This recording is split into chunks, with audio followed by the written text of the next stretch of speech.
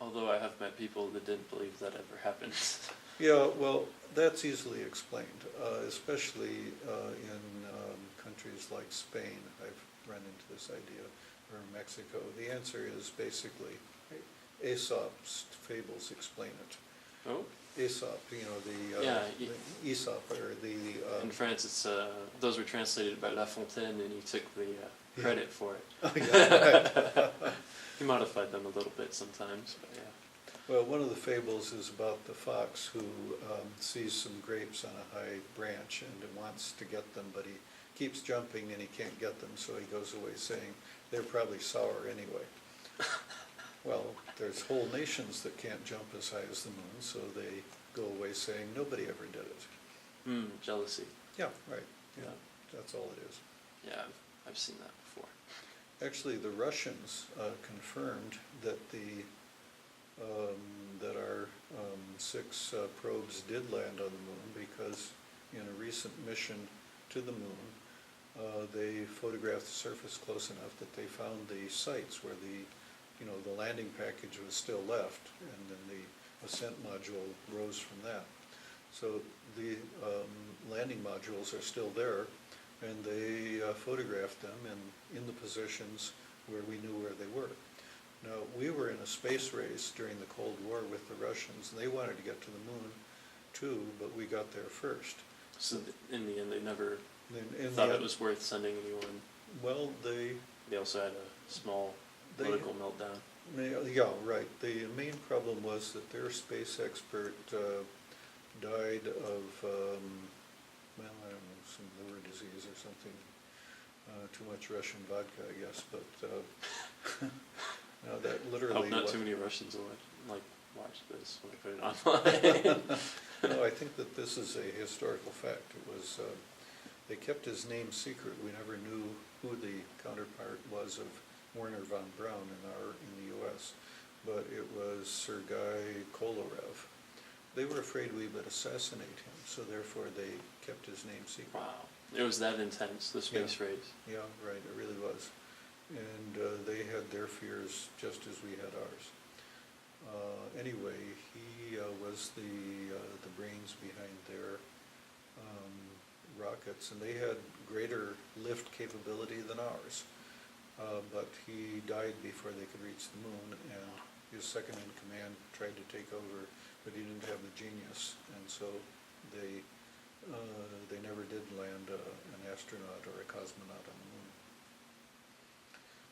But these facts were not known until Glasnost. It was just state secrets until finally Gorbachev said there was going to be openness toward the West, and we were able to find these things out. The end of the USSR that followed. Yep. So, yeah, we've lived through a whole bunch of things, and the space race was quite a problem. After all, we were playing catch-up. Yeah, because they were the ones that sent the first man into space, the first satellite. That's right. Yeah. The first animal. Yeah, that's right. They were way ahead of us. Well, I don't know if we... They didn't have the first spacewalk. Yeah, maybe that was... I think that was White. Yeah, right. Captain Corporal, I don't remember. But they always stayed inside the capsule. As a matter of fact, Yuri Gagarin, the first astronaut said, or cosmonaut said, that he'd been in space and he hadn't met God. And the people here said that if he had stepped outside the capsule, he might very well have met him. But that was, sour grapes on our part, and then we were just playing catch up until... Being the fox. Yeah. Because it was politically correct and absolutely government policy for atheism to be the only way to think in USSR. That's right, yeah. As a matter of fact, when I taught at the University of Costa Rica, I had a Russian student.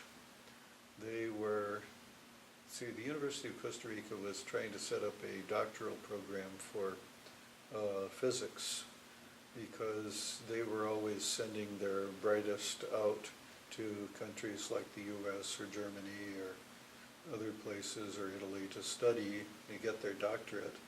But then once they got their doctorate, they didn't want to go back to their to the small country and have limited opportunities. And help develop it. And, Yeah, right. So, actually, when I arrived there saying that I was willing to teach physics and that I had a PhD and so forth, they thought that I was a man sent from heaven. Wow. So, I taught actually several courses there, like mathematical methods of theoretical physics, or advanced quantum mechanics, or classical electrodynamics. And it turned out that they had a Russian woman who was a student there in the graduate school. Now, nobody could explain why she had graduated from the University of Moscow and then had been allowed to come to Costa Rica and, I guess, married a Costa Rican.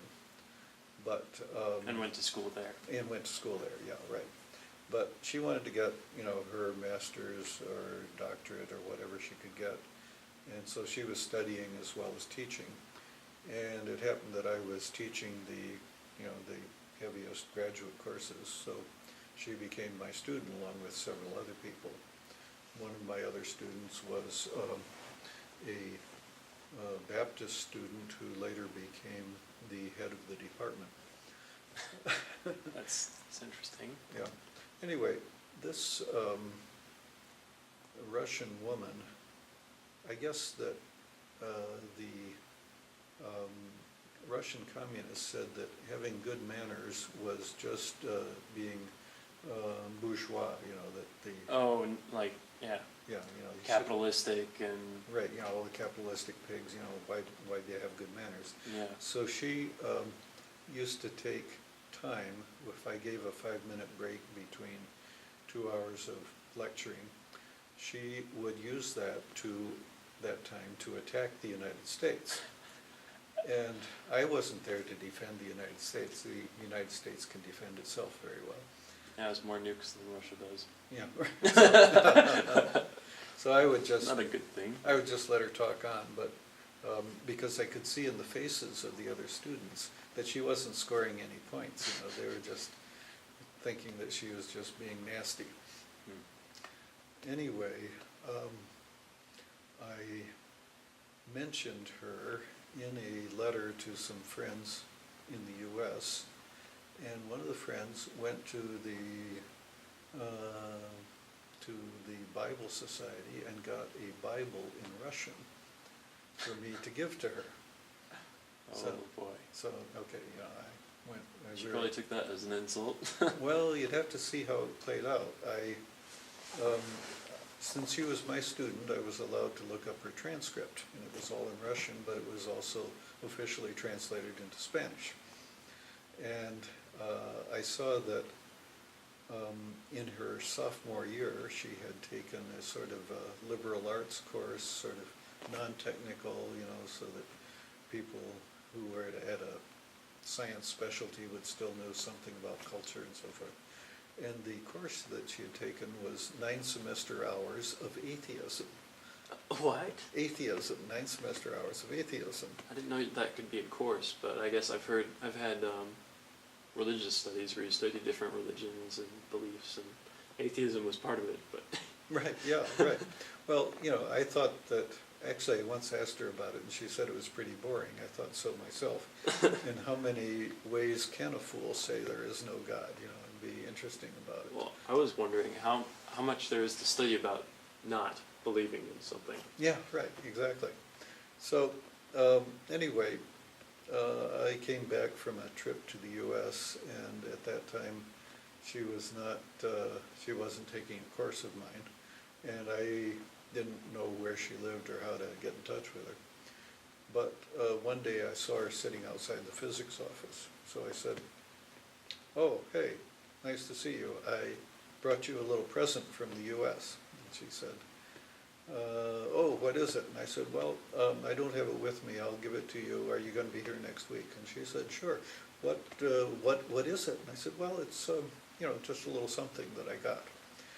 And she said, "God forbid, a Bible." She said that, yeah, and then you gave her a Bible. And then, right, yeah, she guessed it a week before. And she, after 9 semester hours of atheism, she says, God forbid. And I said to her, Interesting. how could God possibly forbid that I would give you a Bible? She said this in Spanish? Yeah, right, we were talking in Spanish. So,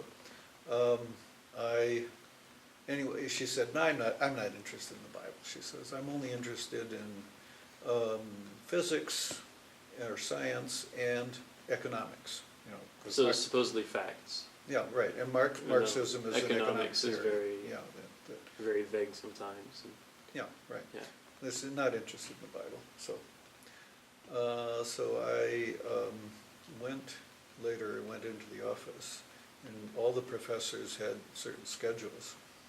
And so I looked up her schedule, and I saw that she was teaching a lab course. Now, in a lab course, what you do is you spend the first half hour explaining what to, you know, what's to be done in the work, and then you have to sit there while the students do things, and you know, and try to be there and make sure that they don't blow each other up or something like that. You know, it's just watching them. Mixing things they shouldn't and so forth. Right, yeah.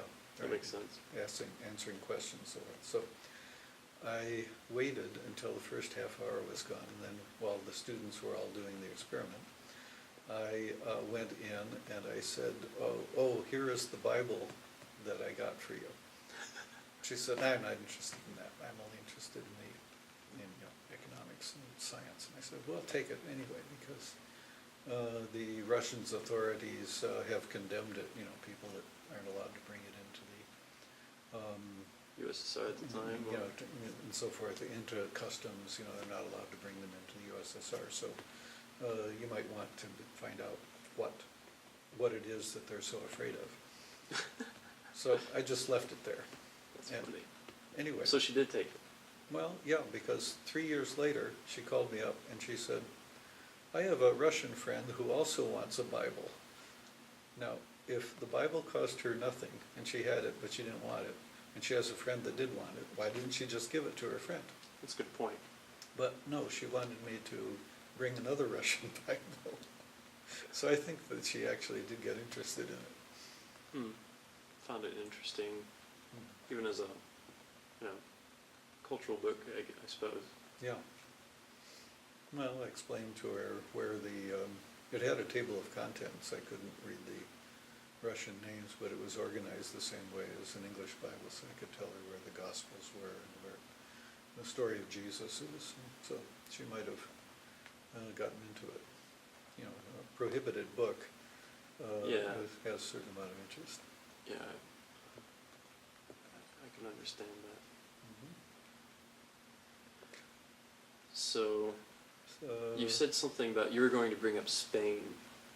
Yes. later on. Well, Is that, you know, do you want to do that now, or do you want to speak about something else? Yeah, I went to the University of Costa Rica and I learned to speak Spanish. We were there in Costa Rica 8.5 years. We came back to the U.S. because my wife wanted to study psychology.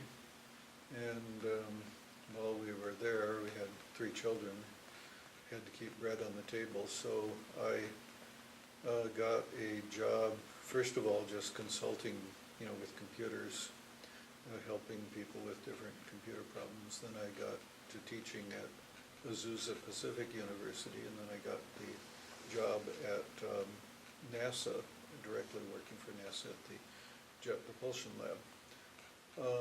However, after 4 years there, which were very interesting and successful, we decided to go back and I would do some more teaching, and I went to Spain. And So you taught physics in Spain? yeah, taught physics at the University of Seville.